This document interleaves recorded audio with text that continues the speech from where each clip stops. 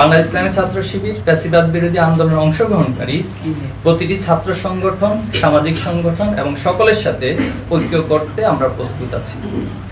অভ্যুত্থানে 5 মাস পার হলেও স্বৈরাচারী আওয়ামী লীগ এবং তাদের দোসরদের ষড়যন্ত্র এখনো থেমে নেই।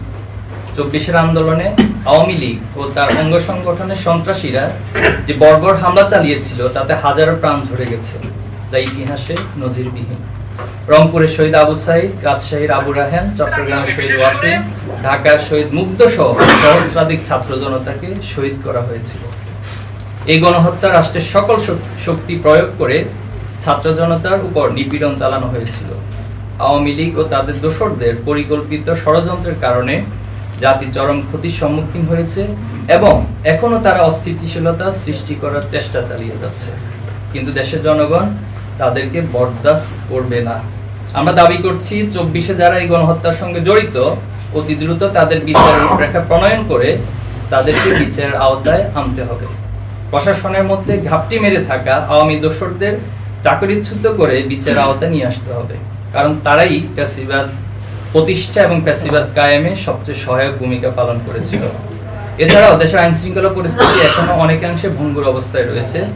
প্রশাসনের দায়িত্ব পালনরত হাসিনা দোসরদের দ্রুত সময় অব্যাহতি প্রদান করে দেশের সামগ্রিক আইন শৃঙ্খলা স্বাভাবিক করতে সরকারকে যথাযথ ভূমিকা পালন করতে হবে। পাশাপাশি বিগত 15 বছর দায়েরকৃত সকল রাজনৈতিক প্রতিহিংসামূলক মামলা প্রত্যাহার এবং রাজবন্দীদের মুক্তির ব্যবস্থা করতে হবে। আজ রোববার দুপুরে শাহবাগে ইবতেদায়ী শিক্ষকদের উপর পুলিশের হামলা হয়েছে। শিক্ষক হলেন জাতির কারিগর এবং জাতির বিবেক। তাদের উপর এমন হামলা কোনোভাবেই কাম্য নয়। এছাড়াও বাংলাদেশের সীমান্তে কাঁটাতারের বেড়া প্রদান এবং বাংলাদেশের এক নারীকে সম্প্রতি বেঙ্গালুরুতে ধর্ষণের পর নৃশংসভাবে হত্যার বিষয়টি চরম উদ্বেগে। এর মাধ্যমে ভারতে বসবাসকারী বাংলাদেশিদের নিরাপত্তা বিধানে ভারত সরকারের চরম ব্যর্থতাই প্রমাণিত হলো। আমরা নিহত নারীর পরিবারের জন্য প্রয়োজনীয় সহযোগিতা নিশ্চিত করতে এবং এই হত্যাকাণ্ডের সুবিচারের জন্য কূটনৈতিক চাপ প্রয়োগের জন্য বাংলাদেশ সরকারের প্রতি আহ্বান জানাচ্ছি। আপনারা জানেন যে 5ই আগস্ট অভ্যুত্থানের পরবর্তী নতুন বাংলাদেশ গঠনের সুযোগ তৈরি হয়েছে।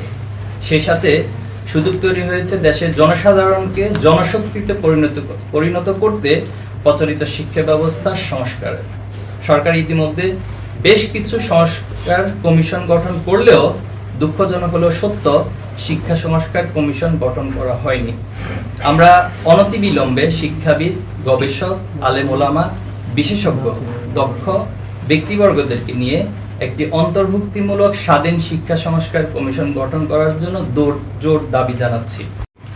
বিভিন্ন রাজনৈতিক দলসমূহের মধ্যে দেশের স্বার্থকে প্রাধান্য দিয়ে জাতি ঐক্য গড়ে না ওঠা, সৈয়দ নজরুল ইসলাম মেডিকেল ও রাজশাহী বিশ্ববিদ্যালয় সহ বিভিন্ন শিক্ষা প্রতিষ্ঠানে শিক্ষার্থীদের উপর হামলা, কিছু রাজনৈতিক ছাত্র সংগঠনের চাঁদাবাজি, ছিনতাই, বিভিন্ন অনলাইন ক্যাম্পেইন ও প্রোপাগান্ডা, ট্যাগিং এর রাজনীতি সহ নানাবিধ প্রশ্নবিদ্ধ কার্যক্রমের ফলে দেশের নতুন সংঘাতময় পরিস্থিতি সৃষ্টির সম্ভাবনা তৈরি হচ্ছে, যা জুলাই অভ্যুত্থানের স্পিরিটের সম্পূর্ণ পরিপন্থী বলে আমরা মনে করছি।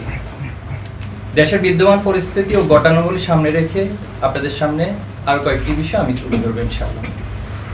আপনারা জানেন যে গতকাল 25শে জানুয়ারি উদ্দেশ্য প্রণোদিতভাবে জগন্নাথ বিশ্ববিদ্যালয়ের ছাত্র শিবিরের সেক্রেটারি রিয়াজুল ইসলামের সাথে যে অনাকাঙ্ক্ষিত ঘটনার উদ্বেগ হয়েছে সেটি খুবই দুঃখজনক এবং হতাশাজনক। এই ধরনের কর্মকাণ্ড ভবিষ্যতে ছাত্র সংগঠনগুলোর ঐক্যের পথকে সংকুচিত করে দিতে পারে বলে আমরা মনে করছি। এর আগে আমরা লক্ষ্য করেছি যে সিলেট শাহজালাল বিজ্ঞান ও প্রযুক্তি বিশ্ববিদ্যালয়ে একটি ছাত্র সংগঠনের একজন কর্মী নিজ বিভাগের কয়েকজনের ছুরিকাঘাতের চেষ্টা করে ছাত্র শিবিরের উপর সেই দায় চাপানোর চেষ্টা করেছিল। যদিও বিষয়টি প্রকাশিত হওয়ার পর তিনি ফেসবুক পোস্টের মাধ্যমে নিজের ভুল স্বীকার করে নিয়েছিলেন। আমরা লক্ষ্য করেছি যে গতকাল 25শে জানুয়ারি গোপালগঞ্জ বিজ্ঞান ও প্রযুক্তি বিশ্ববিদ্যালয়ে শিক্ষার্থীদের উপর হামলা চালিয়েছে নিষিদ্ধ ছাত্র সংগঠন ছাত্রলীগ। এই ঘটনায় আমরা গভীর উদ্বিগ্ন। অবিলম্বে আমরা এই ঘটনার দোষীদের দ্রুত গ্রেপ্তার এবং বিচারের আওতায় আনার দাবি জানাচ্ছি। এছাড়াও সাম্প্রতিককালে বিভিন্ন ঘটনায় কয়েকটি ছাত্র সংগঠন নেতৃবৃন্দ কর্তৃক বিভাজন সৃষ্টিকারী বিভিন্ন বক্তব্য আমাদের নজরে এসেছে।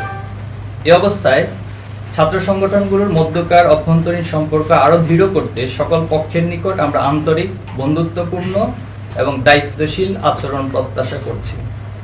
বাংলা ইসলামী ছাত্র শিবির ফ্যাসিবাদ বিরোধী আন্দোলনে অংশগ্রহণকারী প্রতিটি ছাত্র সংগঠন, সামাজিক সংগঠন এবং সকলের সাথে ঐক্য করতে আমরা প্রস্তুত আছি। সম্প্রতি আমরা আরো লক্ষ্য করেছি, একটি ছাত্র সংগঠনের শীর্ষ নেতা সামাজিক যোগাযোগ মাধ্যমে লাল সন্ত্রাসের ডাক দিয়ে বলেছেন, লাল সন্ত্রাসী মুক্তির একমাত্র পথ।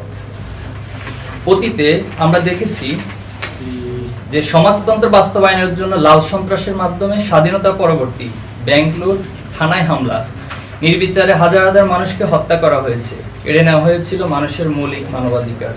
আমরা যদি সেই লাল সন্ত্রাস মাথাচাড়া দিতে দেই, তাহলে দেশের ছাত্র জনতার ঐক্যবদ্ধভাবে যে ঐক্য, সেটা ব্যাহত হওয়ার সম্ভাবনা রয়েছে। এই ধরনের বক্তব্য ছাত্র সংগঠনে জাতীয় ঐক্য বিনষ্ট এবং সংঘাতময় পরিস্থিতি তৈরি করতে পারে বলে আমরা আশঙ্কা করছি।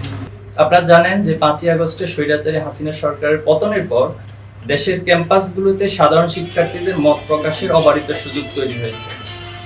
সেই সাথে প্রায় বিগত 30 বছরের নিষ্ক্রিয় ছাত্র সংসদগুলো কার্যকর করার মধ্য দিয়ে ফ্যাসিবাদ মুক্ত রাজনীতি সংস্কার নতুন এক গতিধারা বিনির্মাণের সুযোগ তৈরি হয়েছে।